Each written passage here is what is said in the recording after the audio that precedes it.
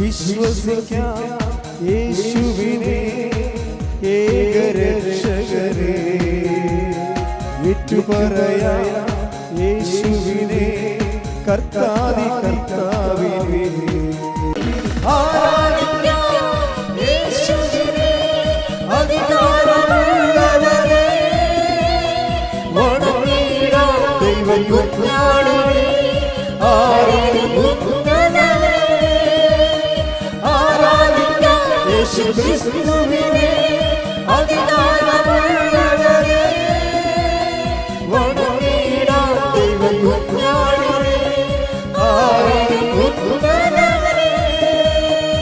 മനുഷ്യൻ്റെ ദൈനംദിന ജീവിത പ്രശ്നങ്ങളെ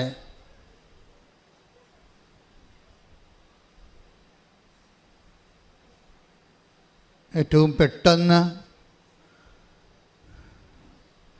അഡ്രസ്സ് ചെയ്യുന്ന സുവിശേഷ പദ്ധതിയാണ് ഉടമ്പടി.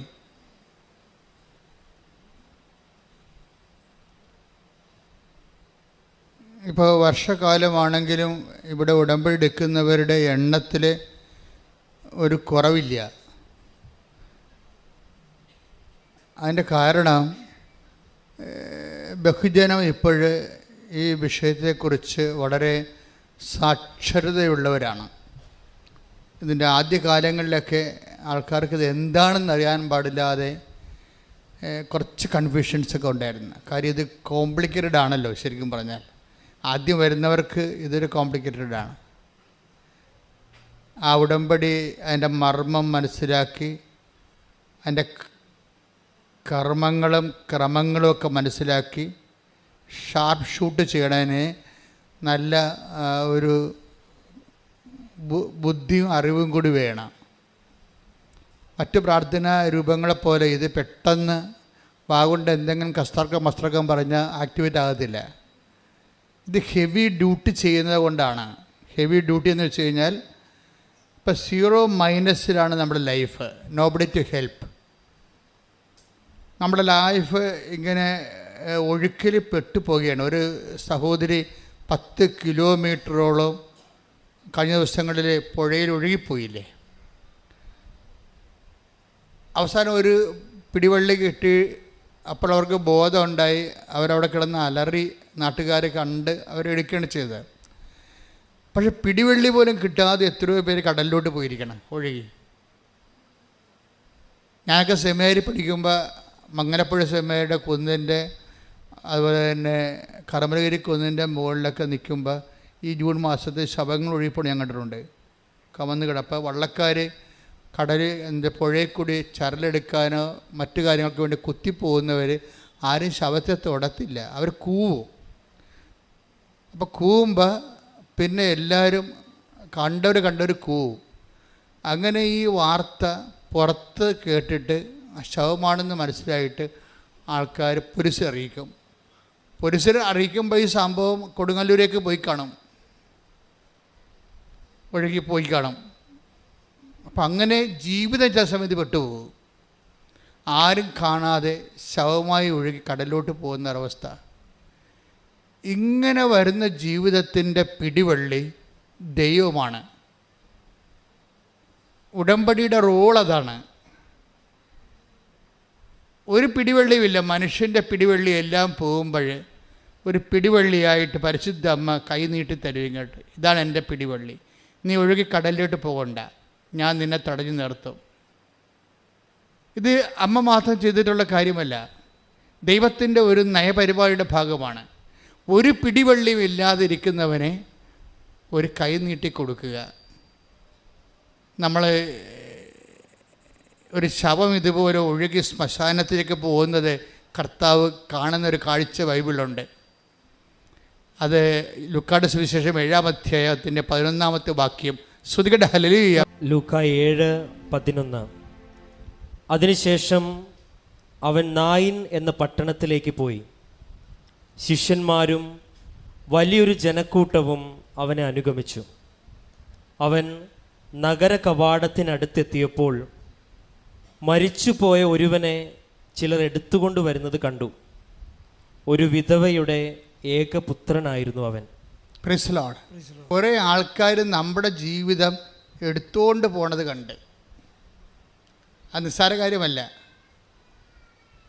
നമ്മൾ ചില സമയത്ത് മറ്റുള്ളവർ എടുത്തുകൊണ്ട് പോകേണ്ട അവസ്ഥയിലായിപ്പോവും. നമ്മുടെ മെറിറ്റ് 0 ആയിപ്പോവും. അതാണ് ഉടമ്പടി അഡ്രസ്സ് ചെയ്യണത്. മറ്റുള്ളവർ എടുത്തുകൊണ്ട്, ഇപ്പോൾ സാമ്പത്തികമായി ആരെങ്കിലും നമ്മൾ എടുത്തുകൊണ്ട് പോകാതെ നമ്മൾ രക്ഷപ്പെടത്തില്ല. ഇപ്പോൾ ഗവൺമെൻറ് ഓഫീസിലായാലും ശരി, ഇനി രോഗം നമ്മൾ മരുന്ന് കഴിക്കുന്നു, മരുന്ന് കഴിച്ചിട്ടും ഡോക്ടറിൻ്റെ അടുത്ത് ചെല്ലുമ്പോൾ ഡോക്ടറിൻ്റെ നിങ്ങളുടെ രക്തമൊക്കെ ടെസ്റ്റ് ചെയ്ത് കഴിയുമ്പോഴും ആ നേരത്തെ ഉണ്ട രോഗത്തിൻ്റെ ലക്ഷണങ്ങൾക്കൊന്നും മാറ്റമില്ല, അത് അതുപോലെ ഇരിക്കുകയാണ്. അതുപോലെ ഇരിക്കുകയാണെങ്കിൽ ഡോക്ടർ 2 കാര്യം ചെയ്യും. ഒന്നെങ്കിൽ പറയും നിങ്ങളൊരു കൂടിയ ആശുപത്രിയിലോട്ട് പോകാൻ പറയും. ഇത് പറഞ്ഞില്ലെങ്കിൽ ഡോക്ടർ ഉടനെ പറയും ഇന്ന കാര്യങ്ങൾ നിങ്ങൾ ചെയ്തില്ല, നിങ്ങൾ ഡയറ്റ് കീപ്പ് ചെയ്തില്ല, അപ്പം നമ്മൾ പ്രതിയാവും. ഡോക്ടറിനതേ ചെയ്യാൻ പറ്റത്തുള്ളൂ. എന്തെങ്കിലും സംഭവിച്ചു കഴിഞ്ഞാൽ ഒന്നെങ്കിൽ നമ്മൾ പ്രതിയാകും, അല്ലെങ്കിൽ നമ്മൾ അവിടെ നിന്ന് വേറെ ആശുപത്രിയിലേക്ക് ഷിഫ്റ്റ് ചെയ്യേണ്ടി വരും. ഇനി ആശുപത്രിയോട് ഷിഫ്റ്റ് ചെയ്താലോ അവരും ചില സമയത്ത് നിസ്സഹായരായി നിൽക്കുന്ന കാണാം. അവിടെ കുഴപ്പം കൊണ്ടല്ല. ഇപ്പോൾ ഏഞ്ചലിൻ്റെ സാക്ഷ്യമൊക്കെ അതാണ് കാണിക്കുന്നത്. ഏഞ്ചൽ ചാലക്കുടിയിലെ ഒരു സാക്ഷ്യം ഇവിടെ കഴിഞ്ഞ ദിവസം പറഞ്ഞായിരുന്നു. അത് ഒരു വല്ലാത്ത സാക്ഷ്യമാണ്. കാര്യം വെച്ച് കഴിഞ്ഞാൽ ഏഞ്ചൽ ട്രെയിനിൽ സഞ്ചരിക്കുകയാണ്. പെട്ടെന്ന് ആ ട്രെയിനിലിരുന്ന് സ്വാഭാവികമായിട്ട് ഉറങ്ങിപ്പോയി. അപ്പോൾ സ്ഥലം കഴിഞ്ഞത് അറിഞ്ഞില്ല. സ്ഥലം കഴിയുകയും പിന്നെ ട്രെയിൻ പതുക്കെ അടുത്ത സ്ഥലത്തേക്ക് മൂവ് ചെയ്യുന്ന സമയത്ത് ഏഞ്ചൽ ഒരു കോൺഫിഡൻസിൽ ചാടിക്കഴിഞ്ഞപ്പോൾ കാല് ഉതച്ചുപോയി. പിന്നെ ആശുപത്രിയിൽ കൊണ്ട് ചെന്നപ്പോൾ ഡോക്ടർ പറഞ്ഞ് ഇത് മൊത്തം നുറുങ്ങിയിരിക്കണമെന്ന് പറഞ്ഞ്. എന്നിട്ട് ഒരു ഫസ്റ്റ് ആദ്യത്തെ ഘട്ട ചികിത്സയൊക്കെ കഴിഞ്ഞു. കാല് ഓക്കെ ആയെന്ന് ഡോക്ടർ പറഞ്ഞു. പക്ഷേ ഏഞ്ചലിന് നടക്കാൻ പറ്റണില്ല. അപ്പോൾ വൈദ്യശാസ്ത്രം അവിടെ വെച്ച് സ്റ്റോപ്പ് ചെയ്യാൻ. കാല് ഓക്കെയാണ്, അവർ സ്കാൻ ചെയ്ത് നോക്കി, വേറെ പ്രശ്നങ്ങളൊന്നുമില്ല. അപ്പോൾ സുഖപ്പെട്ടു. പക്ഷേ വൈദ്യശാസ്ത്രം സുഖപ്പെട്ടെന്ന് പറഞ്ഞിട്ടും ഏഞ്ചലിന് നടക്കാൻ പറ്റണില്ല.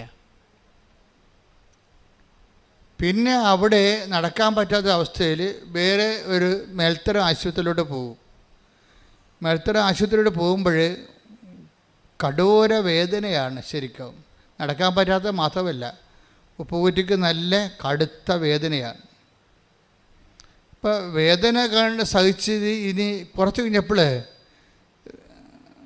കുറേ ദിവസങ്ങൾ ആശുപത്രി താമസിച്ചിട്ടും അതിനൊരു മാറ്റമില്ല. വേദനയ്ക്കും നടക്കാൻ പറ്റണില്ല, കാല് കുത്താൻ പറ്റണില്ല. അമ്മ തന്നെ ഉടമ്പടി തൈലം കൊണ്ടുവന്ന് തേക്കുമ്പോൾ ഏഞ്ചൽ പറയാം അമ്മ തേച്ചിട്ട് പോയിക്കോ, തിരുമാൻ നിൽക്കണ്ടെന്ന് പറയും. കാരണം തിരുമിയ എൻ്റെ ജീവൻ പോകുമെന്ന് പറയും. അപ്പോൾ നമുക്ക് മനസ്സിലായില്ലേ, തൈലം തേച്ചിട്ടൊന്ന് കൈ കൊണ്ട് ഇങ്ങനെ ഒന്ന് ഉരച്ച ജീവൻ പോണ അത്രയും പിടച്ചിൽ വേദനയുള്ളൊരു കണ്ടീഷനാണ്. അപ്പോൾ ഇവളുടെ പരീക്ഷയൊക്കെ വരണം. അപ്പോൾ എല്ലാം കൊണ്ടും ഇവൾ പെട്ടുപോയെന്ന് ഒക്കെ മനസ്സിലാകും. കുറച്ച് കഴിയുമ്പോൾ ഒരു ദിവസം തല ഇങ്ങനെ ചൂടായി മരച്ച് വരും. അപ്പോഴേ അവൾക്കിட்ட കണ്ണീരിൽ നിന്ന് ഇങ്ങനെ ആശുപത്രി കിടന്ന് കൂടെ കണ്ണീരിങ്ങനെ വീഴും. എന്നിട്ട് അവൾ ചോദിക്കും, അമ്മേ ഞാനിങ്ങനെ ജീവിതകാലം മുഴുവൻ തളർവാദം പിടിച്ചു പോകുമെന്ന് ചോദിക്കും. ജീവിതകാലം മുഴുവൻ തളർവാദം പിടിച്ചു പോവുക, എന്നിട്ട് നീ എന്നെ സുഖപ്പെടുത്തിയിട്ട് ഞാൻ സാക്ഷ്യം പറയാം അല്ലേ? അപ്പോൾ അതായിരിക്കും ചിലപ്പോൾ ദൈവഹിതം അല്ലേ? അങ്ങനെ ദൈവത്തെ മഹത്വപ്പെടുത്താൻ വേണ്ടി ദൈവം ചിലപ്പോൾ എന്നെ ഒരു സുവിശേഷത്തിൻ്റെ ഉപകരണമാക്കിയിരിക്കും അല്ലേ? ഇങ്ങനെ കുറേ കാര്യങ്ങൾ അല്ലേ എന്ന് ഇവൾ അമ്മയോട് ചോദിക്കും. കാര്യം അവൾക്ക് നിൽക്കക്കള്ളിയില്ല, അവൾ പെട്ടുപോയെന്നൊക്കെ മനസ്സിലാക്കും. അപ്പോഴേ ഏഞ്ചലിൻ്റെ അമ്മ സാക്ഷ്യം കേൾപ്പിച്ചു കൊടുക്കും. നമുക്കറിയാലോ, ഇപ്പോൾ ആൾക്കാർ വചനം കേൾക്കുന്ന പോലെ തന്നെയാണ് വചനത്തിൻ്റെ വചനം ആക്ടിവേറ്റ് ആയിട്ടുള്ള, ഇപ്പം നമ്മൾ നെല്ലും ചോറും തമ്മിലുള്ള വ്യത്യാസമാണ് വചനവും സാക്ഷ്യവും തമ്മിലുള്ള വ്യത്യാസം. വചനം നെല്ലാണെങ്കിൽ അത് പുഴുങ്ങിക്കുത്തി ചോറായി എടുത്തതാണ് സാക്ഷ്യം. സാക്ഷ്യം പെട്ടെന്ന് മനസ്സിലാകും, വചനത്തേക്കാൾ പെട്ടെന്ന് സാക്ഷ്യം മനസ്സിലാകും. അത് സാക്ഷ്യം ഇന്ന് ഒത്തിരി ആൾക്കാർ സാക്ഷ്യം ഉപയോഗിക്കുന്നുണ്ട്. ഭക്ഷണം പോലെ, ആധ്യാത്മികവും ഭൗതികവുമായ ഭക്ഷണം പോലെയാണ് ആൾക്കാർ സാക്ഷ്യം ഉപയോഗിക്കുന്നത്. കാര്യം സാക്ഷ്യം വരുമ്പോഴേ നമ്മൾക്ക് സാക്ഷ്യം കേൾക്കുമ്പോൾ നമുക്ക് എന്നാ പറ്റണത്, നമ്മൾ വിശ്വാസത്തിലിങ്ങനെ രൂപപ്പെട്ട് വളർന്നുകൊണ്ടിരിക്കും. നമ്മളൊരു വിശ്വാസം ഇങ്ങനെ സാക്ഷ്യം കേൾക്കുന്നതനുസരിച്ചിട്ട് വിശ്വാസം ഇങ്ങനെ വളർന്നുകൊണ്ടിരിക്കും. അത് ഒരു ഘട്ടം കഴിഞ്ഞു കഴിഞ്ഞാൽ ആ വിശ്വാസം നമുക്ക് വലിയ ഫലം തരും.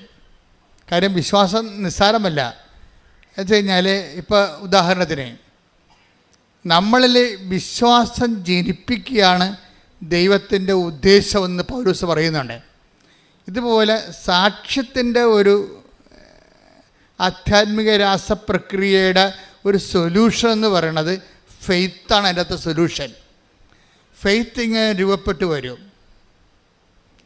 ഫെയ്ത്ത് രൂപപ്പെട്ട് വന്നാൽ ഒരു വിഷയം, ഒരു സബ്ജക്റ്റ്, അത് കടുത്ത സബ്ജക്റ്റ് ആണെങ്കിൽ അതിനെ അതിജീവിക്കേണ്ട ഒരു വിശ്വാസം വേണ്ടി വരും നമുക്ക്.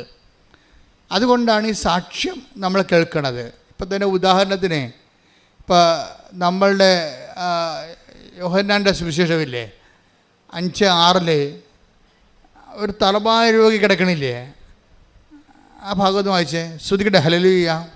യോഹന്നാൻ 5-ാം അധ്യായം 6 മുതലുള്ള തിരുവചനങ്ങൾ. അവൻ അവിടെ കിടക്കുന്നത് യേശു കണ്ടു. അവൻ വളരെ നാളായി കിടപ്പിലാണെന്നറിഞ്ഞ് അവൻ വളരെ നാളായി പറഞ്ഞേ അവൻ വളരെ നാളായി കിടപ്പിലാണെന്നറിഞ്ഞ് യേശു ചോദിച്ചു, സുഖം പ്രാപിക്കാൻ നിനക്ക് ആഗ്രഹമുണ്ടോ? അവിടുത്തെ ഒരു വിഷയം എന്ന് പറയുന്നത് ദൈവം നമ്മളുടെയൊക്കെ ചോദിക്കണ ഒറ്റ കാര്യം മാത്രമേ ഉള്ളൂ. എന്താണ് ചോദിക്കണത്? ആഗ്രഹം മാത്രമേ ചോദിക്കത്തുള്ളൂ. കാര്യം തളർന്ന് കിടന്ന മകനെ വേറെ എന്ത് ചോദിച്ചാലും കാര്യമില്ല, ആഗ്രഹം മാത്രം മതി. അവിടെ ഇപ്പം തളർന്ന് കിടക്കല്ലേ അയാളുടെ വേറെ ഒന്നും ചോദിച്ചിട്ട് കാര്യമില്ല. മറിച്ച് എന്താ ചോദിച്ചത്? അപ്പം ദൈവം നമ്മുടെയൊക്കെ ആവശ്യപ്പെടുന്നൊരു സംഭവം നമ്മളുടെ സിറ്റുവേഷൻ അനുസരിച്ചുള്ള ഡിമാൻഡ്സേ ഉള്ളൂ. അയാൾ അവിടെ കിടക്കുന്നത് വളരെ നാളായിട്ട് അവിടെ കിടക്കുന്നത് ഈശോ കണ്ടു. അപ്പോൾ ഈശോ കണ്ട വിഷയം എന്താണ്? നമ്മളുടെ ഈ വിഷയം ഭയങ്കര ഏജ് ഓൾഡായിട്ടുള്ള വിഷയമാണെന്നാണ് കണ്ടത്. അപ്പോൾ ദൈവം റെഫർ ചെയ്യുന്ന സബ്ജക്റ്റ് വൈസ് അത് കുറച്ച് സീനിയറായിട്ടുള്ള, കുറച്ച് ഏജ് ഓൾഡായിട്ടുള്ള വിഷയമാണ്. അപ്പോൾ ഇപ്പം ചിലർ പറയും, ഞാൻ എന്തുമാത്രം പ്രാർത്ഥിച്ചു, എവിടെയെല്ലാം പോയി, ഏതെല്ലാം ദൈവങ്ങളെ വിളിച്ചു, എന്നിട്ട് ഞാനിപ്പോൾ വിളിയെല്ലാം നിർത്തിയെന്ന് പറയല്ലേ. വിഡ്ഢി, നീ അങ്ങനെ പറയരുത്. കാരണം നീയാണ് പറയണത് എവിടെയെല്ലാം പോയി. നീ പോയി കാണുമായിരിക്കും, പക്ഷേ വിളിക്കേണ്ട പോലെ നീ വിളിച്ചിട്ടില്ല. വിശ്വസിക്കേണ്ട പോലെ നീ വിശ്വസിച്ചിട്ടില്ല. കർത്താവ് എന്താ ചോദിച്ചത്? സുഖം പ്രാപിക്കാൻ നീ ആഗ്രഹിക്കുന്നുവോ? അപ്പോൾ കർത്താവ് അയാൾ പറയും, ആഗ്രഹിച്ചിട്ട് എന്ത് കാര്യം, ആരുമില്ല സഹായിക്കാനെന്ന് പറയും. അത് ഭയങ്കര ഒരു ഹാർട്ട് ഫെൽറ്റായിട്ടുള്ള സംഭവമാണ്. എനിക്ക് ആഗ്രഹമുണ്ടേ, രക്ഷപ്പെടണമെന്ന് ആഗ്രഹമുണ്ടേ, ഗതി പിടിക്കണമെന്ന് ആഗ്രഹമുണ്ട്. ഞാൻ ആഗ്രഹിച്ചിട്ട് എന്താ കാര്യം? Nobody to help me. ആരും എന്നെ സഹായിക്കാനില്ല. അത് നമ്മുടെ അവസ്ഥ തന്നെയല്ലേ, ജനലക്ഷങ്ങളുടെ അവസ്ഥ തന്നെയല്ലേ. ജനലക്ഷങ്ങളുടെ അവസ്ഥ ഇത് തന്നെ ആയിരിക്കുമെന്ന് യേശു അറിയാമല്ലോ. ആ ജനലക്ഷങ്ങളുടെ അവസ്ഥ ഇതാണെങ്കിൽ ആ അവസ്ഥകളെ അഡ്രസ്സ് ചെയ്യാൻ വേണ്ടി ഈ തലവാര രോഗിയെ ഈശോ ഒരു നിമിത്തമാക്കുകയാണ്. കൈയടിച്ച് സ്തുതിക്കട്ടെ. അപ്പോൾ ഈശോ അവനോട് ചോദിക്കുന്ന ചോദ്യം എന്താണ്? സുഖം പ്രാപിക്കാൻ നീ ആഗ്രഹിക്കുന്നുവോ? അപ്പോൾ ഇനി ആരും നമ്മളെ സഹായിക്കാനില്ല, നമ്മുടെ സങ്കടങ്ങൾക്ക് ദശാബ്ദങ്ങളുടെ പഴക്കമുണ്ട്. ചില ആൾക്കാർ പറയും 40 വർഷമായി ഞാൻ ഈ വഴിക്ക് വേണ്ടി അന്വേഷിക്കുകയായിരുന്നു, 13 വർഷമായി എനിക്ക് മക്കളില്ല. അപ്പോൾ 13 വർഷമായി മക്കളില്ല, 40 വർഷമായി എനിക്ക് വീട്ടിലേക്ക് പോകാൻ വഴിയില്ല, എൻ്റെ പെൺമക്കളെ കെട്ടാൻ വേണ്ടി ആരും വരണില്ല, വഴിയില്ലാത്ത കാരണം ഞാനിനി ഒരിടത്ത് പോകാനാണ്. ഞാനതെല്ലാം മടുത്ത് നിർത്തി വീട്ടിലങ്ങനെ മരവിച്ച് ഇങ്ങനെ കെട്ടിരിക്കുകയാണ്. കപ്പയൊക്കെ പഴകി കഴിയുമ്പോൾ കപ്പ കെട്ടുപോകുകയില്ലേ, കെട്ട മനസ്സുമായിട്ട് മനുഷ്യനിരിക്കും.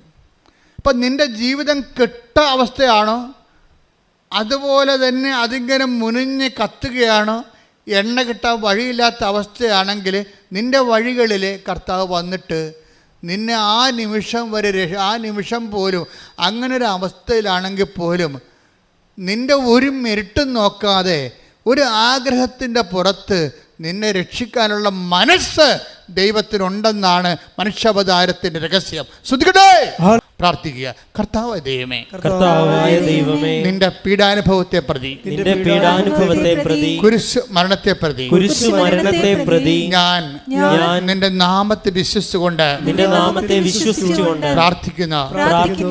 എന്നിൽ ദൈവസ്നേഹമെന്ന പുണ്യത്തെ അഭിഷേകം ചെയ്യണമേ.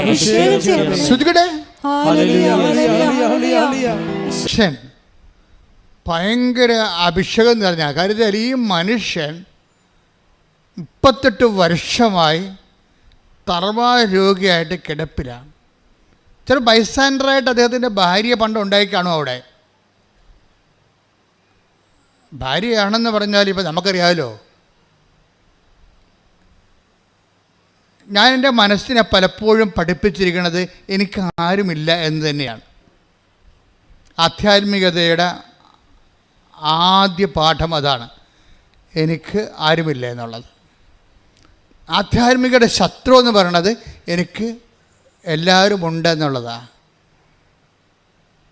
ദൈവം കേൾക്കാൻ ആഗ്രഹിക്കുന്ന 0- സ്റ്റാറ്റസ് എന്ന് പറയണത് വെള്ളമിളകുമ്പോൾ എന്നെ വെള്ളത്തിലേക്ക് ഇറക്കാൻ എനിക്ക് ആരുമില്ല. ഇത് അംഗീകരിക്കാൻ നമ്മൾ തയ്യാറാകണം. മനുഷ്യന്മാരുടെ ഒരു കുഴപ്പം ഇത് അംഗീകരിച്ച് കൊടുക്കത്തില്ല. അതാണ് പ്രശ്നം. ഇത് ദൈവത്തിരുസന്നിധി അംഗീകരിക്കാൻ he's not ready, she's not ready. ഇത് കാര്യം അവരെ തിരിച്ചറിഞ്ഞിട്ടില്ല. Christian spirituality is an awareness that we are zero. എല്ലാവരും ഉണ്ട്, water everywhere but no water to drink. എല്ലാവരും ഉണ്ട്, പക്ഷെ സമയത്ത് ഉപകരിക്കാൻ പറ്റിയ ആരുമില്ല. അത് ജീവിത പങ്കാളി പോലും അതിന് ഒരു പകരമാണെന്ന് കരുതരുത്. നിങ്ങളെ ഭാര്യയും ഭർത്താവിനും ദേവനാണ് ദേവിയാണെന്നൊക്കെ പറയുമ്പോഴേ എനിക്ക് നിങ്ങളെ പട്ടിക്കാടം കൊണ്ട് എറിയാൻ തോന്നും. എന്താ കാര്യം? ഈ ദേവനിൽ നിന്ന് ദേവിയിൽ നിന്ന് നിങ്ങൾ ഇന്നലെ നാളെ പണിമെടുക്കുമെന്ന് എനിക്കറിയാം. കാര്യം ഇത് മനുഷ്യരാണ്. ആവശ്യമില്ലാത്ത ഒന്നും നിങ്ങൾ പ്രതീക്ഷിക്കരുത്. ആവശ്യമില്ലാത്ത എന്തൊക്കെ പ്രതീക്ഷിച്ചിട്ടാണ് മനുഷ്യരെ നിങ്ങൾ ചുമന്നുകൊണ്ട് നടക്കുന്നത്. ചിലപ്പോൾ മക്കളെ ചുമന്ന ആൾക്കാർ പെടൽ കണ്ടിച്ച് വീഴും. ഭർത്താവിനെ ചുമന്നവരും ഭാര്യയെ ചുമന്നവരും ഒക്കെ കുറച്ച് കഴിയുമ്പോൾ പെടൽ കിഴക്കും, താഴെ വെക്കേണ്ടി വരും. നിങ്ങൾ മനുഷ്യന്മാരിൽ ആശ്രയിക്കരുതെന്ന് ഈശോ പറഞ്ഞിട്ടുണ്ട്. പ്രഭുക്കന്മാരിൽ ആശ്രയിക്കരുത്, രക്ഷ നൽകാൻ കഴിയാത്ത മനുഷ്യരിൽ അഭയം പ്രാപിക്കരുത്. ശ്രുതികട്ടെ, ഹല്ലേലൂയ. ഞാനീ പറഞ്ഞത് കേട്ടിട്ട് നിങ്ങൾ തെറ്റിദ്ധരിക്കരുത്. എന്താ പ്രശ്നം എന്ന് വെച്ച് കഴിഞ്ഞാൽ നിങ്ങളവർക്ക് അച്ഛൻ പറഞ്ഞിട്ടുണ്ട് ആരെയും ആശ്രയിക്കരുത്. അങ്ങനെയല്ല ഞാൻ പറഞ്ഞത്. ഞാൻ പറഞ്ഞത് ദൈവത്തിൻ്റെ ആ സ്പേസിൽ ഒരു നിഴൽ പോലും വീഴാതിരിക്കാൻ ശ്രദ്ധിക്കണം. മറ്റുള്ളവരുടെ നിങ്ങൾക്ക് പലക്കും വന്നിരിക്കുന്നത് ദൈവത്തിൻ്റെ സ്പേസിലാണ് നിങ്ങൾ സ്നേഹിക്കുന്ന ആൾക്കാർ പലരും ഇരിക്കണത്. ഇത് വലിയൊരു കഷ്ടപ്പെട്ട പരിപാടിയാണ്. കാര്യം എന്താ പ്രശ്നം വെച്ചാൽ ഇപ്പം നിങ്ങളുടെ ഭർത്താവിന് പനി വന്ന് അപ്പം നിങ്ങൾ ഞായറാഴ്ച കുർബാനയ്ക്ക് പോകുകയില്ലേ? തള്ളക്ക് പണ്ട് കുർബാനയ്ക്ക് പോകാൻ ഇത്തിരി ബുദ്ധിമുട്ടുള്ള ആളാണ്. ഇപ്പം അതും പറഞ്ഞ് ഭർത്താവിൻ്റെ പനിയും പറഞ്ഞ് വീട്ടിൽ നിൽക്കുകയാണ്. എന്താണ് അയാൾ അവിടെ കിടന്ന് ചോദിക്കുന്നത്? നിനക്ക് ഞാനാണോ വലുത് കുർബാനയാണോ വലുതെന്ന് ചോദിക്കും. ചോദിക്കുമ്പോൾ നമുക്ക് തോന്നും ഇട്ടച്ചും പോയാൽ പിന്നെ തിരിച്ചു വരുമ്പോൾ ഈ മനുഷ്യൻ വീട്ടിൽ കയറ്റില്ല എന്ത് ചെയ്യും എന്ന് വെച്ചുകൊണ്ട് നമ്മൾ ദൈവത്തിനെ മറന്നിട്ട് ഇയാളുടെ കൂടെ നിൽക്കും. നിൻ്റെ കാര്യത്തെ അപ്പം തീരുമാനമായി. ഈ ജന്മത്ത് നീ പ്രാർത്ഥിച്ചാലും ദൈവം പറയും ഓടരുതമ്മാവ, ആളറിയാമെന്ന് പറയും. പിന്നെ ഇപ്പം കാണിക്കണതൊക്കെ കാര്യം കാണാൻ വേണ്ടിയുള്ള കട്ടായങ്ങളാണ്. ഇതൊന്നും സത്യസന്ധമായ ദൈവത്തിൽ വിശ്വാസമല്ല. അതുകൊണ്ടാണ് ഞാൻ പറഞ്ഞത് ഇങ്ങനെ ഒരു അവസ്ഥ വരാതിരിക്കാൻ. ഇതുകൊണ്ടാണ് ഈശോ പറഞ്ഞത് പ്രലോഭനങ്ങളാണിത്, അത് ഉൾപ്പെടുത്താതിരിക്കാൻ പ്രാർത്ഥിക്കണം. കാര്യം നീ ദൈവത്തെ തക്ക സമയത്ത് കൈവിട്ട് കളയുന്ന ആളാണെന്ന് തോന്നിയാൽ ദൈവം എന്ത് ചെയ്യുന്നറിയാമോ, ഈ സിറ്റുവേഷൻസ് ക്രിയേറ്റ് ചെയ്ത് തരും. കാര്യം എന്താണ്, നിന്നെ കറക്റ്റായിട്ട് ബ്രാൻഡ് ചെയ്യാൻ വേണ്ടിയാണ്. നീ നാളെ യാതൊരുവിധ ക്ലെയിമും പറഞ്ഞുകൊണ്ട് വരരുത്.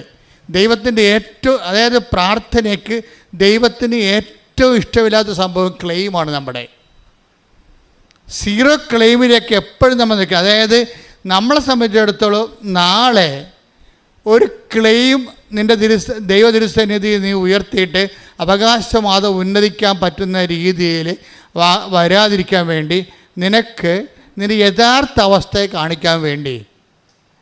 അതുകൊണ്ടാണ് ഈ പ്രണയക്കടികളിലൊക്കെ പഠിക്കുന്ന ആൾക്കാർക്ക് എന്താ പ്രശ്നം വെച്ച് കഴിഞ്ഞാൽ, ഈ പ്രണയക്കണികൾ ഉള്ള ആൾക്കാർ വാട്സപ്പിലാണെങ്കിൽ അവനെ വിളിച്ചു കഴിഞ്ഞാൽ അവൻ പറയുന്ന സ്ഥലത്ത് നിങ്ങൾ എത്തണം. അതായത് അല്ലെങ്കിൽ അവൾ പറയുന്ന സ്ഥലത്ത് നിങ്ങളെത്തണം. ഈ പ്രണയക്കണിയെ വീഴുന്ന മുമ്പ് നിങ്ങൾ സ്വതന്ത്രമായിരുന്നു. ഇപ്പോഴെന്നാ പറ്റും? അവൻ നിങ്ങളുടെ വാട്സാപ്പിൽ ടണ്ട് ടിക്കോ മുന്നിൽ നോക്കിക്കൊണ്ടിരിക്കുകയാണ്. അല്ലെങ്കിൽ അവൾ നിങ്ങൾ കണ്ടെന്ന് ഉറപ്പ് വരുത്തി കഴിഞ്ഞാൽ പിന്നെ നീ പറയണത് അല്ലെങ്കിൽ അവൻ പറയണത് നീ കേട്ടോ ഇല്ലയോ എന്ന് ഉറപ്പ് വരുത്തും. അത് കുർബാനയാണെങ്കിൽ ശരി, ഇറങ്ങി വരാൻ പറഞ്ഞാൽ നീ ഇറങ്ങി ചെല്ലേണ്ടി വരും. കാര്യം നീ അങ്ങനെ ഇറങ്ങി ചെല്ലണ വാലാട്ടി പട്ടിയാണെന്ന് ദൈവത്തിനറിയാം. അതുകൊണ്ടാണ് നീ പ്രണയക്കണി പെട്ടിരിക്കുന്നത്. അത് മറ്റൊരു പ്രലോഭനമാണ്. നീ ആരാണെന്ന് അറിയാൻ വേണ്ടി ദൈവം ചെയ്തിരിക്കുന്ന ഒരു സംവിധാനമായിട്ട് ചില സമയത്ത് വരും, ചില പിശാചായിട്ടും വരും. ഇത് പ്രലോഭനമെന്ന് പറയുന്നത് ഭയങ്കര സീരിയസ് വിഷയമാണ്. ഒന്നാമത്തെ നമ്മളിത് അറിയത്തില്ലെന്നുള്ളതാണ് രസം. നമ്മൾ ഇത് അറിയത്തില്ല എപ്രകാരം നമ്മുടെ ക്ലെയിം ഷോർട്ട് ചെയ്ത് അത് സീറോ മൈനസ് ആക്കി കളയാൻ വേണ്ടി, ക്ലെയിം ഉണ്ടാകാതിരിക്കാൻ വേണ്ടിയാണ് ദൈവതിരുസന്നിധിയിൽ ക്ലെയിം ഉണ്ടാകാതിരിക്കാൻ വേണ്ടി നമുക്കൊരു സിറ്റുവേഷൻ തരും പ്രലോഭനത്തിൻ്റെ. നമ്മൾ അതിൻ്റെ അകത്ത് ചെയ്യുന്ന കുടുങ്ങിക്കഴിയുമ്പോൾ പിന്നെ ദൈവത്തിൻ്റെ രണ്ടാം സ്ഥാനമായി പോകും. ഇതുകൊണ്ടാണ് ഈശോ പറഞ്ഞത് നമുക്ക് ദൈവതിരുസന്നിധി ക്ലെയിം പോകാൻ സാധ്യത ഉള്ളത് കൊണ്ടാണ് പ്രലോഭനം എന്ന് പറഞ്ഞ സംഭവത്തെ ഉൾപ്പെടുത്തരുതെന്ന് പ്രാർത്ഥിക്കണം. നിങ്ങളെ ചുമ്മാ പ്രലോഭനത്തിൽ ഉൾപ്പെടുത്താൻ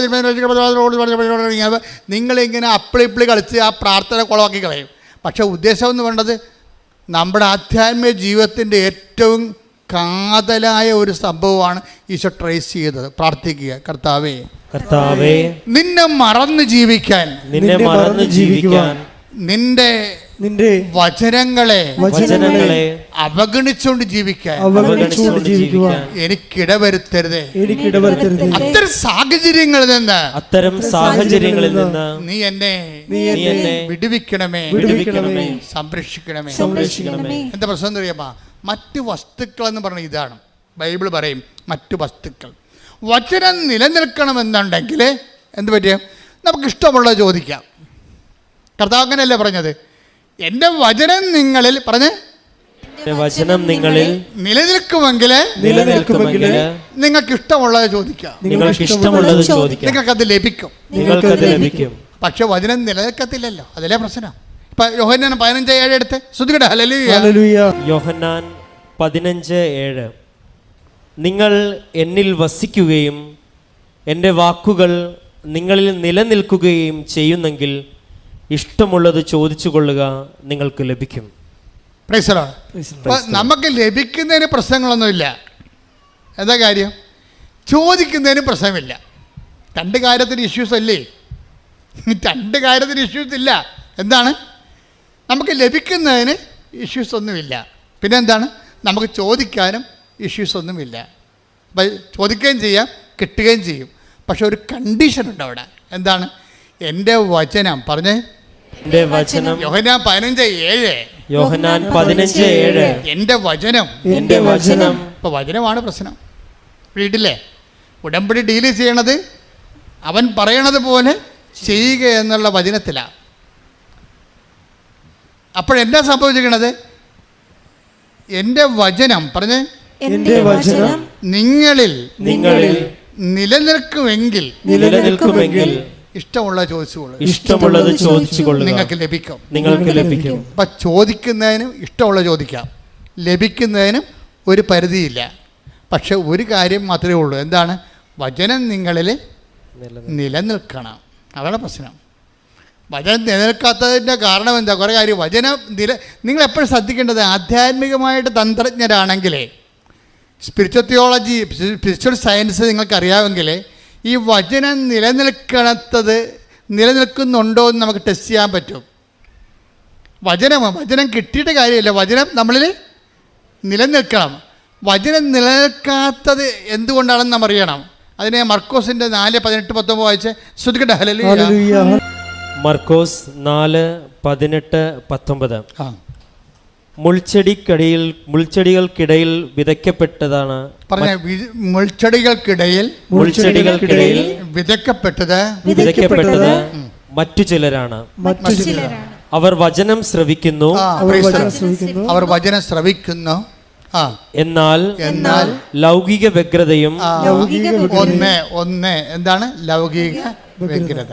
ധനത്തിന്റെ ആകർഷണവും മറ്റു വസ്തുക്കൾക്ക് വേണ്ടിയുള്ള ആഗ്രഹവും അവരിൽ കടന്നുകൂടി വചനത്തെ ഞെരുക്കുകയും അത് ഫലശൂന്യമാവുകയും ചെയ്യുന്നു. ഈ മൂന്ന്, അതായത് മർക്കോസിന്റെ 4:18-19 മൂന്ന് വചനം നിൽക്കാതിരിക്കാനുള്ള 3 ഘടകങ്ങൾ പറയുന്നുണ്ട്. എന്തൊക്കെയാണത്? ഒന്നെന്താണ്? ലൗകിക വ്യഗ്രത, ലൗകിക കാര്യങ്ങൾക്കുള്ള വ്യഗ്രത. അപ്പോൾ ഈ വ്യഗ്രത എന്ന് പറയുമ്പോൾ, വ്യഗ്രതയ്ക്കുള്ള പ്രശ്നം എന്താ അറിയാമോ? ഇതിങ്ങനെ അടിച്ച് തലയിൽ കയറി കഴിഞ്ഞാൽ പിന്നെ സാധനം ഇറങ്ങത്തില്ല.